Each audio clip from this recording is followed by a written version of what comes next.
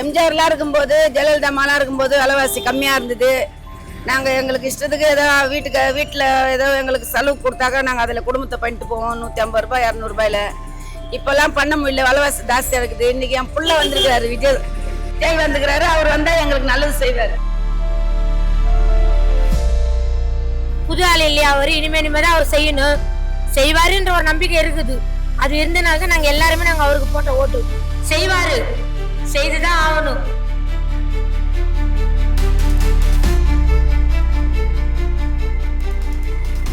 எல்லாமே எங்களுக்கு இப்போ இருக்கிறதோட கம்மியாக எங்களுக்கு எல்லாமே கிடைக்கணுன்றதை தான் இந்த ஆட்சி மட்டும் கொண்டு வரணும். ஆனால் இப்போ பார்த்தா எல்லாமே அதிகமாக கொண்டு வருவாருன்னு நினைக்கிறோம். முக்கியமாக இந்த பிராந்தி கடை எடுத்து ரொம்ப சந்தோஷம். இந்த கஞ்சா ஒழிச்சோம்னா இன்னும் நான் கையெடுத்து கும்பிடுவோம். என் பேர் அமுதா. அத்தியாவசிய விலையெல்லாம் உயர்ந்திருக்கு. பட்டி காய்கறி விலை, சிலிண்டர் விலைலாம் உயர்ந்திருக்கு. இது உங்களோட வாழ்வாரத்தை எப்படி பாதிக்குது? சிலிண்டர் விலை ஜாஸ்தியாக இருக்கிறதுனால இப்போ ரொம்ப 900 ரூபாய் 950 ரூபாய் கேட்குறாங்க. அதுக்கப்புறம் காய்கறி அப்போ 50 ரூபாய் விற்றுது, இன்றைக்கி 100 ரூபாய் விற்குது. 200 ரூபாய் சாப்பாடு வேலை பார்க்குறது ஒரு நாளைக்கு குடும்பத்துக்கு இன்றைக்கி 500 ரூபாய் 600 ரூபாய் ஆகுது. ஒன்றும் வருமானம் ஒன்றும் கம்மியாக இருக்குது, வருமானமாக வரல. வருமானத்துக்கு ஏற்ற மாதிரி விலை விற்கல, ஜாஸ்தியாக விற்குது. இளநீர் முன்னெல்லாம் 3000 ரூபாய் போட்டிருந்தாங்க, இன்றைக்கி 6600 ரூபாய் போடுறாங்க. சோப்பு காய் 66 ரூபாய் போடுறாங்க.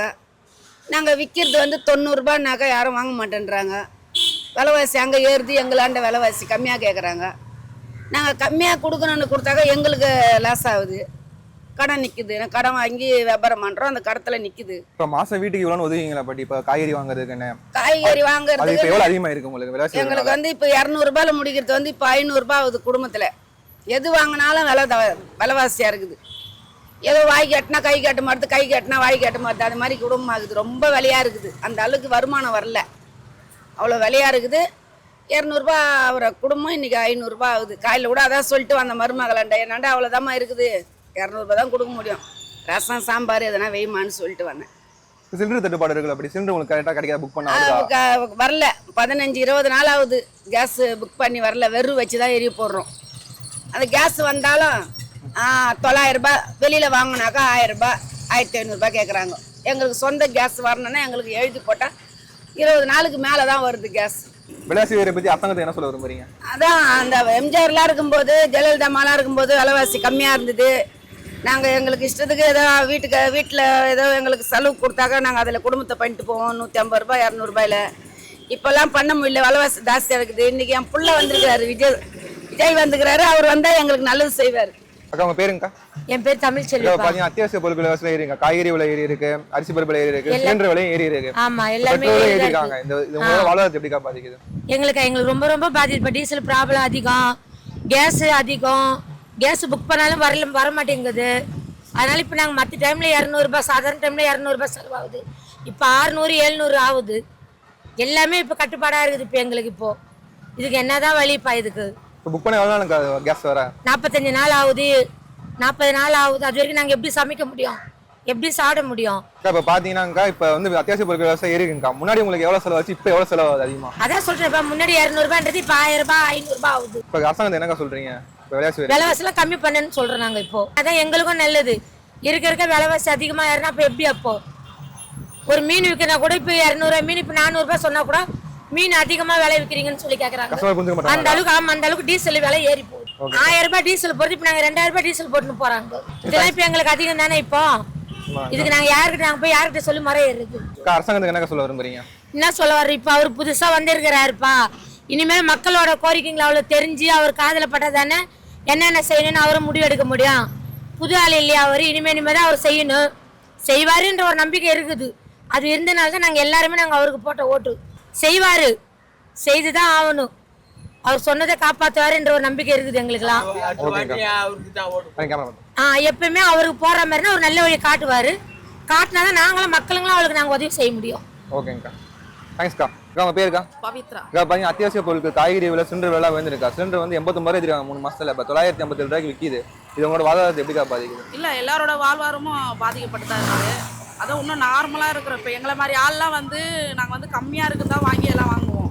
இப்போ விலை மாற்றத்தை இப்போது நாங்களாம் கடையெல்லாம் முடிச்சுட்டு ஒரு 12 மணிக்கு கூட ஒரு எமர்ஜென்சி ஹோட்டலில் வாங்குவோம். இப்போதுக்கு விலை இதுவால் நம்ம அது வாங்க நம்ம வீட்டிலே செஞ்சு சாப்பிட்டுக்கலாம் அந்த ரேட்டு. ஏன்னா எல்லாத்துலேயும் ஒரு தோசை 20 ரூபா விற்ற தோசை இப்போ 50 ரூபா ஹோட்டலில். எல்லாமே விலை மாற்றம் தான் இருக்குது. சிலிண்டர் கூட இப்போ வந்து ஒரு சடனாக காலியான டக்குன்னு வந்துச்சு. இப்போத்துக்கு வந்து ஒரு 20 டேஸ், அதான் 20 நாள் வந்து அதிகமாக மேற்பட்டு தான் வருது. நம்ம அந்த ஒரு 10 நாளைக்கு ஹோட்டலில் வாங்குற மாதிரி தான் இருக்குது இப்போத்துக்கு நிலமை. அரசாங்கம் என்னக்கா சொல்ல விரும்புறீங்க?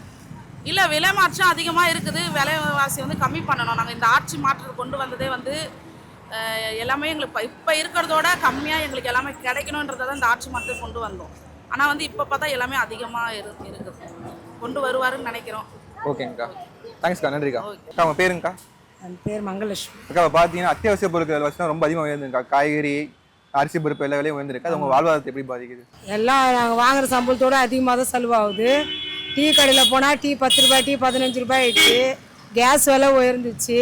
காய்கறி விலை போன வருஷம் இந்த வருஷம் அதிகமாக தான் இருக்குது. போன வருஷம் 50 ரூபாய் காணும், இந்த வருஷம் 80 ரூபாய்க்கு தக்காளி. அப்படி எல்லா விலைவாசியும் அதிகமாக தான் இருக்குது. அரசாங்கம் கொஞ்சம் அப்படியே பார்த்து சரி பண்ணால் நல்லாயிருக்கும். அரசாங்கம் வந்து இந்த போதைப் பொருள் எடுத்தது எங்கள் குடும்பத்தில் ரொம்ப சந்தோஷம். போதைப் பொருள் முதல்ல எடுத்தார், அது நன்றி. பிள்ளைங்களுக்கு வந்து பொம்பளை பசங்க வச்சுன்னுக்குறோம். அது கொஞ்சம் லைட்டானால் வரதுக்கு பயமாகுது. அதில் வந்து கொஞ்சம் காப்பாற்றினா கூட ரொம்ப முக்கியமாக இந்த பிராந்தி கடை எடுத்தது ரொம்ப சந்தோஷம். இந்த கஞ்சா ஒழிச்சிட்டோம்னா இன்னும் நாங்கள் கையெழுத்து கும்பிடுவோம். கஸ்டமர் ஓரளவுக்கு பால் புரிஞ்சுக்கிறாங்க, சில கஸ்டமர் புரிய மாட்டேங்குது. என்ன பண்ணுறது? அதுக்கு நாங்கள் விலையை சொன்ன ஏற்றுற இல்லை, இங்கே விற்கிற மக்கள் சாதாரண மக்கள் தான். நாங்கள் விலையை ஏற்ற முடியாது. ஏதோ ஆண்டவருக்கு இருக்கனால ஏதோ படிச்சுன்னு போகிறோம்.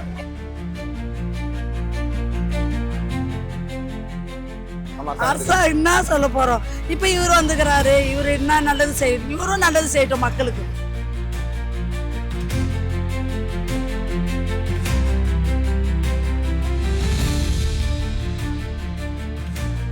அரசாங்கம் நல்லது பப்ளிக் செய்யணும். இதெல்லாம் கொஞ்சம் உடனே விரைந்து இதை பற்றி என்ன ஏதுன்னு